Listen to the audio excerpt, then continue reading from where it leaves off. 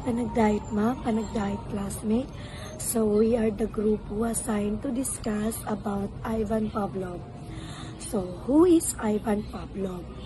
Ivan Pavlov in 1849 to 1936. Ivan Pavlov, he's known for using dogs for behavioral tests. So, si Ivan Pavlov daw is that kilala siya sa paggamit sa aso kung say behavioral test sa usa ka animals.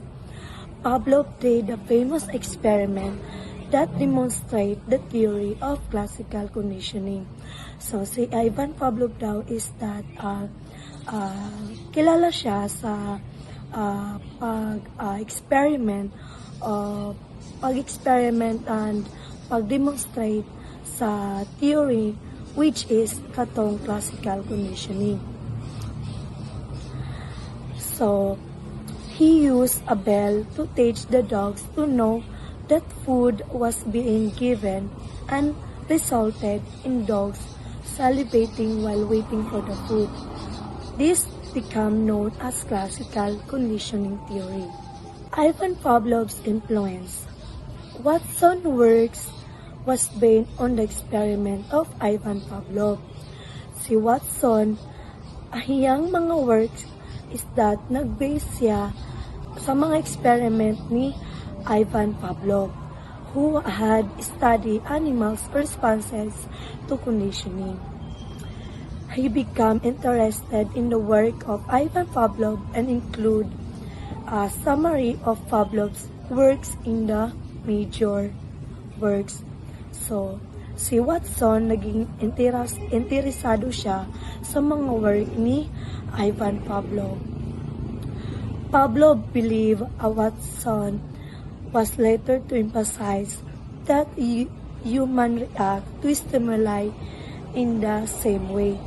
So, si Pavlov daw, believe siya sa mga emphasize ni Watson, which is the human react to stimuli in the same way. Important people in behaviorism. Ivan Pavlov did experiment with the dogs. So, si Ivan Pavlov is that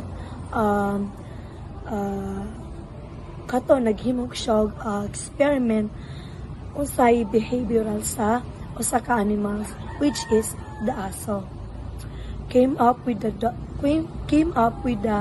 theory of classical conditioning. Panagdait ma'am, panagdait everyone. I am Joyce Ganaway and the continuation of the report of Miss Chica. I am going to report the behavioral theory of Pavlov. So, behaviorism. Behaviorism is a theory of human learning that only focuses on objectively observable behaviors and discount mental activities. Behavior theories define learning as nothing more than the acquisition of new behavior. So, example ng behaviorism ni Koan Pablo is, for example, sa iro. So, di ba sa iro, magdala kag pagkaon kay maglaway naman na sila. So, unconditional na sila, murag, di na sila ngay tunan ba, kanang murag, reward na sila utok. Panagdait, I am Fabian Paredes and I will be reporting about Pavlovian conditioning theory of Ivan Pavlov. Classical conditioning, a type of learning in which an organism starts giving a particular response to that stimulus, to which it does not give that response in daily routine. So, ang example ni kay when Pavlov did some experiments with his dog, were in relation to dogs at the smell or taste of food. So, what Pavlov did was, he would bring a bowl of food para sa iyahang dog, and the dog salivated because the smell sa food.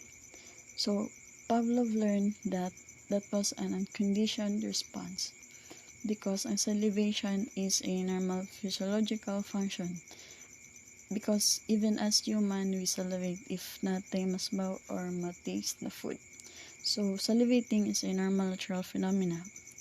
It happens automatically. Di na siya need i-think or it happen pa because it happens automatically. So every time Pavlov brought a bowl of food, the dog salivated and it shows an unconditioned response. Then in step 2, what he did was, he would bring the bowl of food for the dog, but at the same time, ring a bell. So in one hand, he had the food, and sa other hand, he had the bell, which he would ring. And still, the dogs would come because they could still smell the food and would salivate. And so Pavlov did that over time. Gibalik-balik niya ring ang bawal na ang food. Normally, if anybody makadungog og bell, you don't salivate, right? But the bell and the food together, when the two events happening at the same time, the dog salivating and prompted a new response in the animals. And that brings us to step 3, which is now he only rings the bell. So Pavlov rings the bell, na walay food. The dogs came in running because they were conditioned na ang sound sa bell means food. So over time, if Pavlov had continued to ring the bell and bring no food, salivation would have stopped because the instinctual behavior of salivation has to do with food, daily sa sound sa bell. So ang point na gipakita sa theory ni Pavlov was, unrelated behaviors can trigger similar responses. So that was Ivan Pavlov's classical conditioning. Panagdait, ma'am. I am Janica Escopel. In continuation, the report of Miss Phoebe. So, the classical condition. So, mine is the important terms of the classical condition. So, the first is the neutral stimulus. So, before I explain the neutral stimulus, in additional of Ivan Pavlov studied, so during on 1890s, Ivan Pavlov studied how dogs can salivate in response to being fed. So, during his studies, he found that the dogs not only salivate as they heard the approaching footstep of people feeding them. So na-discover niya nga, ang dog daw, dili ra siya kunwari ang iyang ikog is magkiti-kiti, if makikita niya ang iyang amo, so dili ra daw na siya nga basis ang iyang ginakuan. So na-discover niya nga naapa jud ay laing way para ang isa ka dog ma-respond sa isa ka nga naay gamitan og tools. So okay, so what is neutral stimulus? Stimulus which does not generate any response before conditioning. So it's like, for example, okay, when the dog sees the food, so ang iyahang before conditioning, so ang iyahang response is pag makakita siya og food, sa before nag-study sa Ivan Pavlov, ang dog pag makakita og foods kay kanang magsalivate din siya dayon. So before niya sa study ni Ivan Pavlov, so sa i-compare siya sa bill, pag nakadungog siya sa bill, so no response. Una siya before conditioning, pag sa food naa siya response kanang mag-salivation din. Sa ring, sa bill, wala siya response, no response. So sa during conditioning, so si Ivan Pavlov discover niya nga ang dog i-train siya as kanang sin sa isa ka tao nga. So na-discover ni Ivan Pavlov nga ang dog di ay kay pwede siya i-train nga kanang mura bitaw tao para ang iyahang behavior kay kanang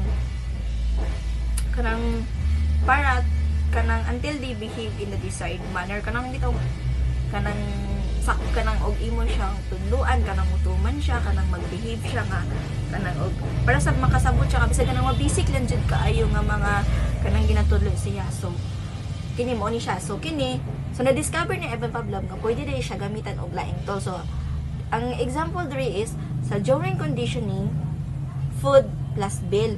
So both pasabot mo ni siya nga food plus bill, both pasabot nga if mag-ring na gani ang bill, both pasabot nga ang isa ka ang dog pwede na siya mo kuan na siya kanang both pasabot kanang pakanon na siya kanang food food na dayon ang iyahang manuna. If makadungog siya bill, ang iya ding makuan mauna-unaan kay food dayon. So every time na makadungog siya kanang mag-ring ang bell, so ang iyang response is condition na kayo kay wala na kanang nag-salivation na siya, nag-salivate na siya kay kuan naman kanang gitrain man siya nga if naay bill, but pasabot if naay bill mo duol dayon siya sa una before conditioning kay ang iyang ginabantayan sa dog kay ang approaching ra sa kuan sa tao nga nagpakaon siya karon si Ivan Pavlov kay gina-train niya nga if naay bill put pasabot nga ang dog kanang kuan na siya food na dayon, so magkaon na siya munang condition response, condition stimulus kanang pampagana. So if mag-ring na ang bell, so muduol na siya kay mo na din nga naay kanang food. So there are 4 principles ni Ivan Pavlov. The first is extinction. So happens when the condition response is no longer present. For example, if Pavlov stopped the ringing bell with the presence of food, so stop na niya ang ring na ang bell, so ang dog but pasabot nga kuha na siya kanang iyan na tong pagkaon. Second is spontaneous recovery. It also happens when a condition response comes back after being extinct for some time. Example, if the salivation when the ringing ang bell, so ang response sa dog if makadungog siya bill nga mag-ring, if the salivation when ringing ang bell, so na siya response after conditioning sa spontaneous recovery.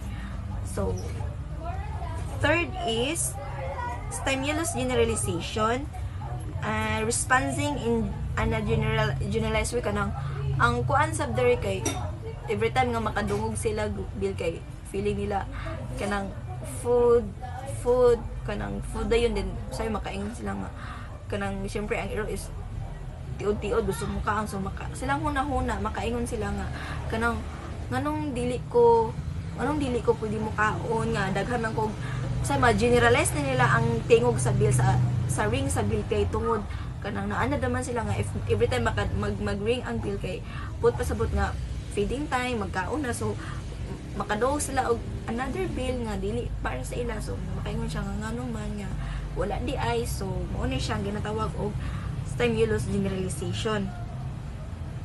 Stimulus discrimination katong discrimination stimulus discrimination up to generalization kanang muna kanang murag feeling na ma-discriminate sila kay kuan di ay ang food di ay is ang ringing the bell di ay is kanang para sila is kanang sign na to para sa food, unya dai to dili di ay kay kuan na dai to kanang another kuan dito sa lain dai to nga nagarin pero makadungog sila nga mo to nga feeling nila kanang basta. So feeling nila nga para sa ilaha to ang nag-ring a bell, so dili di ay sumo na nga feeling nila naman feeling sila nga mag down sila.